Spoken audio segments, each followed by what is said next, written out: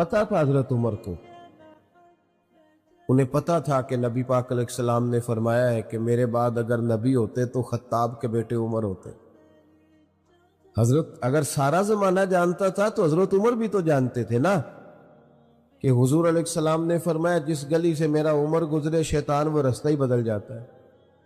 اگر ساری دنیا کو پتا ہے تو حضرت عمر کو بھی تو پتا ہے نا اس بات کا کہ 950 سال حضرت جبریل امین جناب عمر کی شان بیان کرے تو ختم نہیں ہوتی۔ اگر سارے زمانے کو ان باتوں کا پتا تھا تو حضرت عمر کو بھی تو پتا تھا نا۔ انہوں نے کیوں نہیں کھڑے ہو کے کہا جی الحمدللہ جی میں تو وہ ہوں جس کو حضور نے دنیا میں جنت کی بشارت دی ہے، جی میں تو وہ ہوں، حضور نے فرمایا میرے بعد نبی ہوتے تو عمر ہوتے۔ یہ بات انہوں نے کیوں نہیں کی؟ انہوں نے تو جہاں بھی بات کی ایک کی بات کی کہ میں تو اونٹ چرانے والے کا بیٹا ہوں۔ انسان دنیا میں آتا ہے اور ڈھیر سارا وقت گزارتا ہے، زندگی کے بہت سارے پیچ و تاب سے گزرتا ہے، چمن میں بہار بھی دیکھتا ہے اور گلشن میں خزاں بھی اسے نظر آتی ہے، سو کی نیند بھی سوتا ہے اور دکھوں کے پہاڑ بھی اس کے سر سے ہو گزرتے ہیں۔ بہت ساری آزمائشیں ہیں زندگی میں۔ انسانی ذہن کے اندر یہ سوال بار بار آتا ہے کہ ایک شخص پیدا ہوا، پھر اتنی مشکلات اس نے دیکھی، پھر وہ چلا گیا دنیا سے، کیا مقصد ہے اس سب کا؟ انسان کا آنا ہے پھر اس کا جانا ہے، تو اس کا مقصود کیا ہے؟ اللہ تبارک و تعالیٰ نے قرآن مجید میں اس کا جواب ارشاد فرمایا ہے۔ فرمایا الذی خلق الموت والحیات لیبلوکم ایکم احسن عملا۔ اللہ تعالیٰ نے موت اور حیات کو اس لیے پیدا فرمایا ہے تاکہ پتہ چلے تم میں بہترین عمل کون کرتا ہے۔ نہ روزی روٹی کمانے آئے ہو، نہ اونچی بلڈنگیں بنانے آئے ہو، نہ اپنا بہت زیادہ نام پیدا کرنے آئے ہو، کردار کو کتنا کو حسین بنا سکتے ہو، اپنے عمل کے کتنے اچھے نقوش دنیا میں چھوڑ سکتے ہو، تمہارا وجود لوگوں کے لیے کتنا نفع بخش ہو سکتا ہے، اس مقصد کے لیے تمہیں دنیا میں بھیجا ہے۔ کردار کی بلندی، اخلاق کی بڑائی، اپنے عمل سے بہترین طرز زندگی اختیار کرنا، یہ انسان کے دنیا میں آنے کا مقصد ہے۔ یہ آپ اچھی طرح سمجھتے ہیں کہ جو چیز اپنا مقصد پورا نہیں نہ کرتی وہ اپنی جگہ پر قائم نہیں رہتی۔ یہ مائک لگایا ہے کہ آواز کو لاؤڈ کر کے آپ تک پہنچائے گا، اور اگر یہ آواز نہیں دے گا تو اس کو چھوڑ دیا جائے گا، کوئی اور مائک منگایا جائے گا، کیونکہ جس کام کے لیے بنایا جب وہ کام ہی نہیں کر رہی تو پھر اس کی اپنے منصب پر اس کا قائم رہنا مشکل ہو جائے گا۔ پنکھا لگایا جاتا ہے کہ ہوا دے، لیکن اگر وہ ہوا نہیں دیتا تو چھت پہ کوئی بھی اسے سجائے نہیں رکھے گا۔ سمجھ لیں، انسان کے، مسلمان کے دنیا میں آنے کا مقصد اچھا کام کرنا ہے، مقصود اچھا کام کرنا، لیکن جب وہ اپنے اصل کام سے ہٹ جاتا ہے پھر اپنے مقام سے بھی ہٹ جاتا ہے، پھر اس کو جو فضیلت ہے، جو اس کی عظمت ہے، جو اس کی شان ہے، اللہ رسول کی بارگاہ سے جو اسے مرتبہ ملنا ہے، ظاہر ہے وہ اس پر قائم نہیں رہتا۔ روز اپنی سیرت میں اچھے نقش بھرنے کی کوشش کی جائے، روز اپنے عمل میں کچھ نہ کچھ بہتری لانے کی کوشش کی جائے۔ ہمارے ہاں لوگ کچھ باتیں طے کر لیتے ہیں اپنی زندگی میں۔ میں اکثر دوستوں سے کہتا ہوں کہ اگر کوئی بچہ ضدی ہو نا، اس کے سامنے روز کہنا نہیں چاہیے کہ تو ضدی ہے۔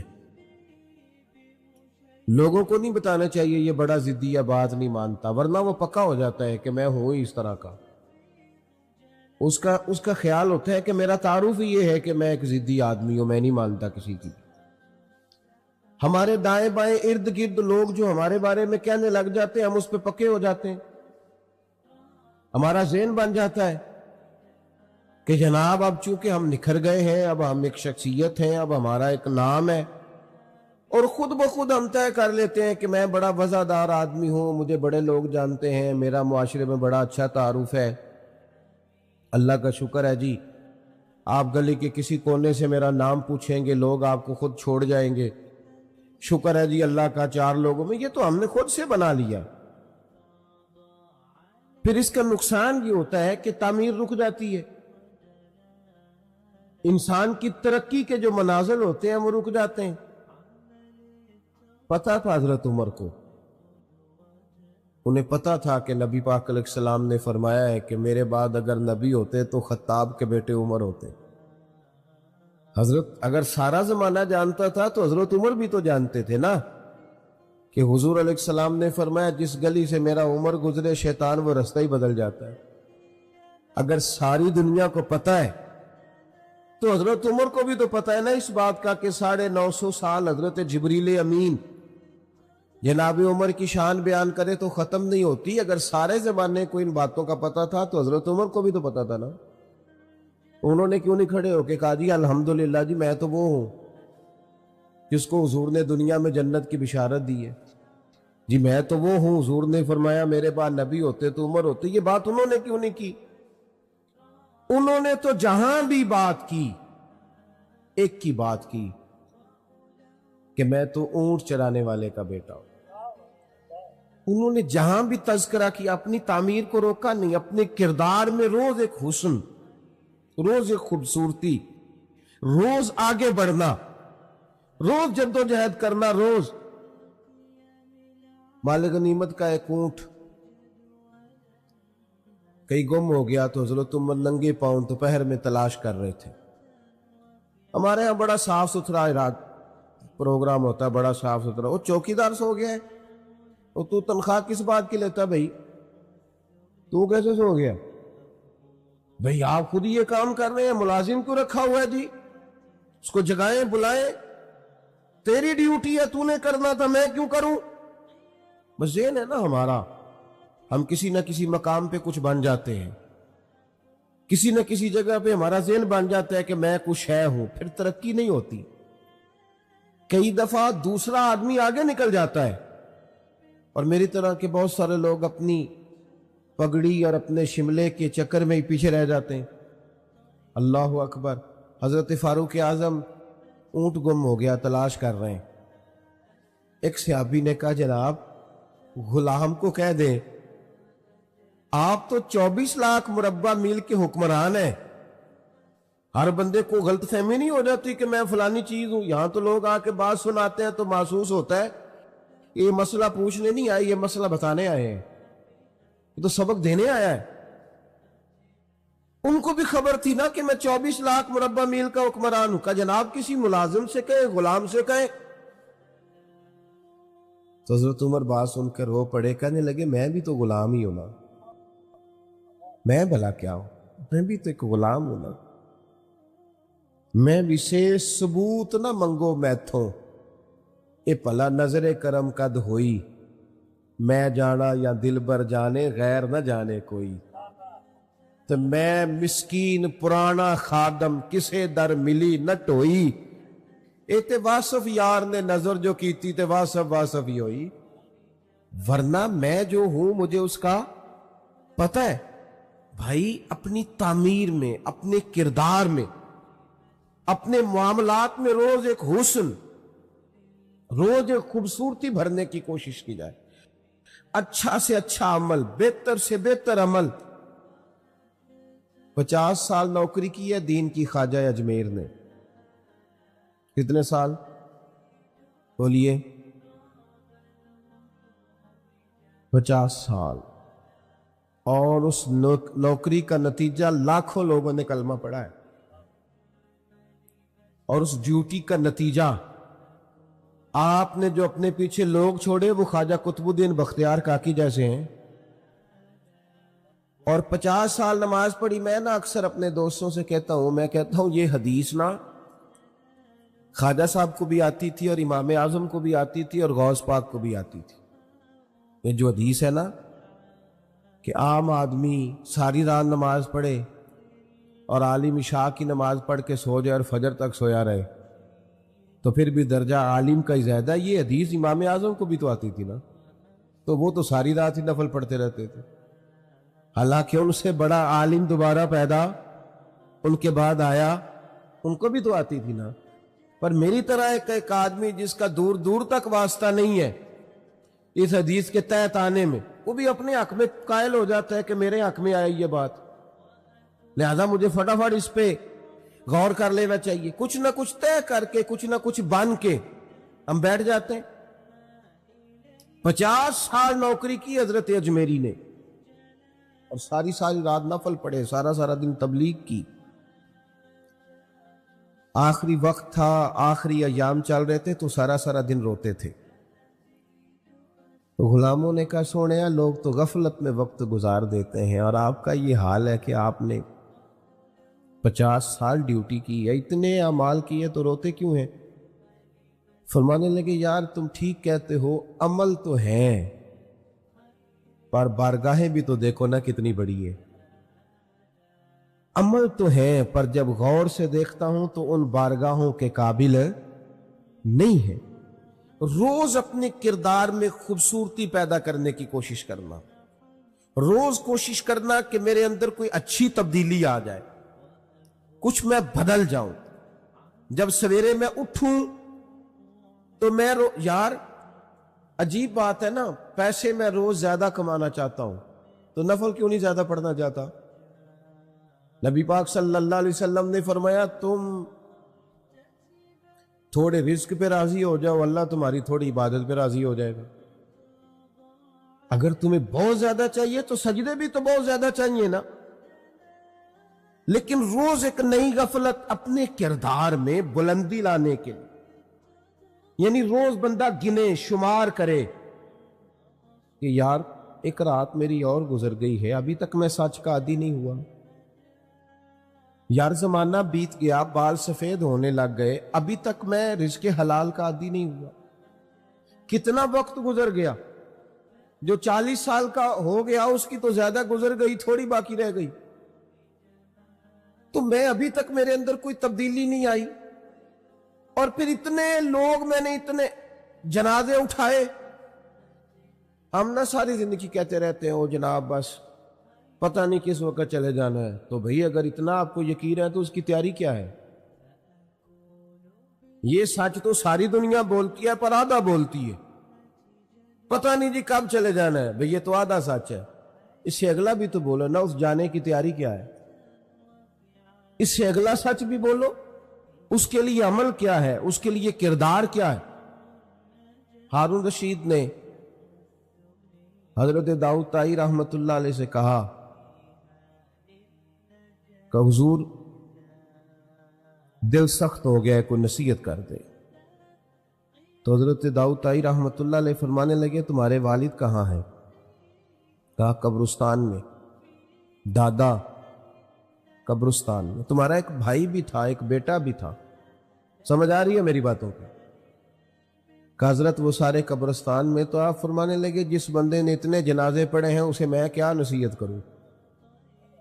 اب اتنے لوگ تو قبرستان چھوڑ آیا ہے تو تو نے نہیں جانا, اتنے جنازے تو نے پڑے ہیں اور ابھی تو کہہ رہا ہے میں نصیحت کروں. عزیز بھائیو, کردار زیادہ سے زیادہ خیر, زیادہ سے زیادہ, اگر آپ میری بات پہ تھوڑی توجہ کریں نا تو اس امت کے جو استاد ہیں نا ان کا نام حضرت ابو بکر صدیق ہے. امت مسلمہ نے کردار کی روشنی, عمل کی خوبصورتی, جذبہ عشق رسول صلی اللہ علیہ وسلم, حضور کی غلامی, وفا, ادب, یہ سارا کچھ اس امت نے حضرت صدیق اکبر سے سیکھا ہے. انہوں نے حضور کے بعد ساری امت کو سکھایا ہے کہ کس طرح تم نے حضور سے رشتہ رکھنا ہے. آپ کبھی غور کریں نا اس شخص پر, یہ تاجر بھی تھے, نبی کریم علیہ السلام کی خدمت میں ہر وقت حاضر باش بھی رہتے تھے, ڈیوٹی بھی کرتے تھے. جس طرح کا حضور حکم کرتے وہ حکم بھی پورا کرتے تھے. لیکن آپ کبھی خوبصورتی دیکھے نا تو اس طرح نہیں ہے کہ میں نسبت والا ہوں تو میں قریب. ہمارے ہاں نا ایک بہت بڑا طبقہ وہ بھی پیدا ہو گیا ہے جو کہتا ہے میری نسبت بڑی قریب کیا تو مجھے خیر ہے.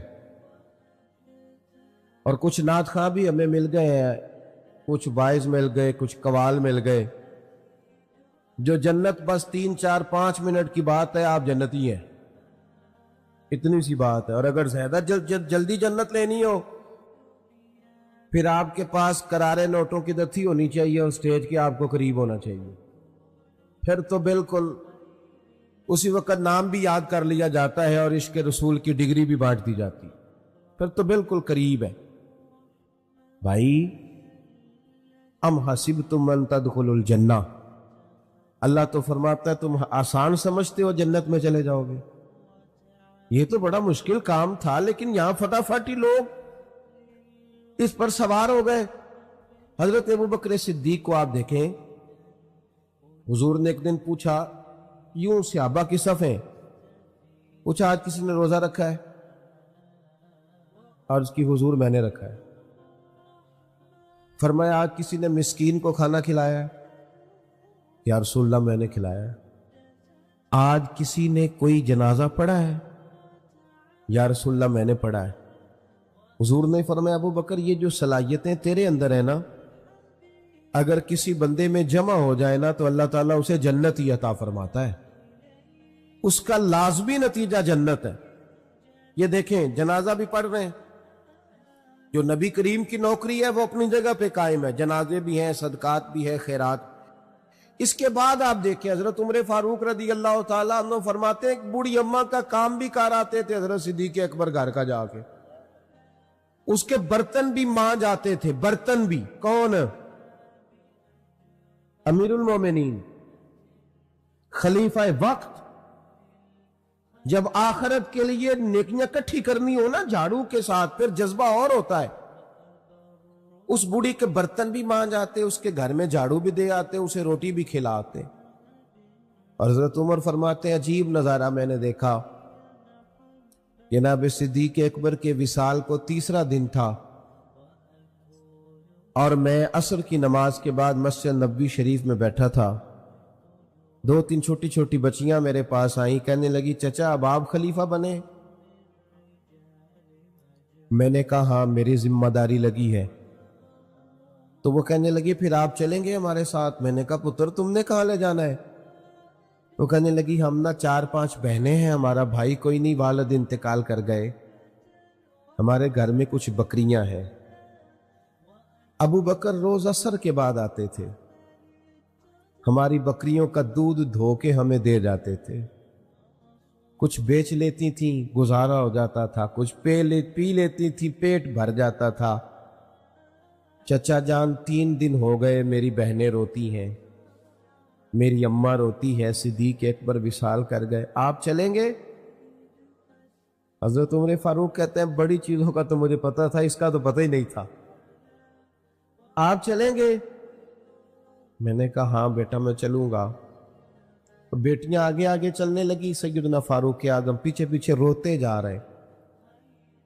رستے میں ایک صحابی ملے، کہنے لگے عمر کہاں جا رہے ہو روتے ہوئے؟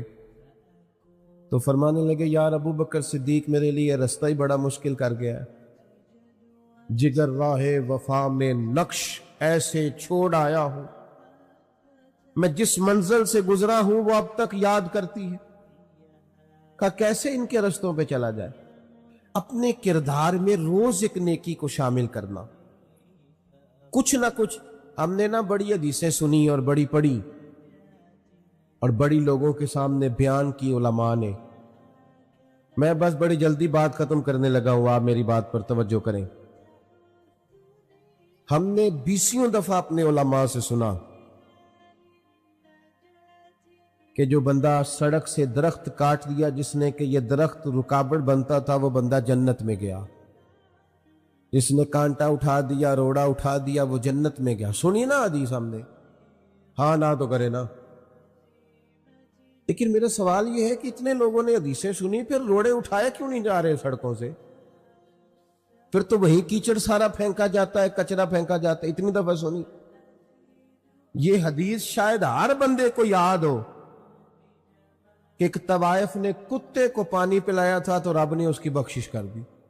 سب کو آتی ہے؟ ہاں تو کرے نا یار. آپ کو بھی آتی ہے جی؟ سب کو پتہ ہے نا حدیث پاک کا. لیکن میرے روڈ پہ تو کتا اگر مر جائے سڑک پہ تو مرے ہوئے کو بھی کوئی لکڑی سے اٹھا کے سائیڈ پہ نہیں کرتا, وہ گاڑیوں کے ٹائروں کے ساتھ مسلا جاتا ہے, مسلا جاتا ہے وہ, اور اس کا گوشت ٹائروں سے لگ کر سڑک سے اٹھتا ہے. بھئی یہ حدیث تو گونجی ہر جمعے میں کہ کتے کو پانی پلانے والی بی بی بخشی گئی, تو اس زخمی کتے کو کس نے اٹھانا تھا؟ مرے ہوئے کو روڈ سے سائیڈ پہ ہی کوئی کر دیتا. کیا ہم نے دین صرف یہ ہے کہ تقریبات کی نظر کر دیا ہے, کانوں کی ذائقے کے لیے رہ گیا ہے؟ ہمارا وہ ذہن بن گیا کہ ہم نے تقریر سننی ہے جمعے والے دن 30 منٹ کی 40 منٹ. یہ تو سارے کا سارا دین عمل کے لیے آیا. میں برطانیہ میں روڈ پہ سفر کر رہا تھا تو ایک جگہ پہ ٹریفک بلاک ہو گئی, تو میں نے پوچھا دوست سے کہ مجھے تو کہیں پہنچنا تھا, تو معمہ کیا ہے؟ وہ کہنے لگے کتے کا ایکسیڈنٹ ہو گیا, ایمبولنس آئی ہے کتا اٹھانے کے لیے. تو میں اپنے اوپر افسوس کر رہا تھا کہ میرے روڈ پہ تو کتا مر جائے تو وہ ٹائروں سے مسل کے جاتا ہے, حالانکہ یہ ورثہ تو ہمارا ہے. یہ تو ہمیں ہمارے نبی نے سکھایا کہ جو کتے کو پانی پلائے رب تعالیٰ تو اس کے پچھلے سارے گناہ ہی معاف کر دیتا ہے. میرے دوستو, اپنے لیے کوئی خیر کا عمل, کوئی اچھی بات, کوئی کارنامہ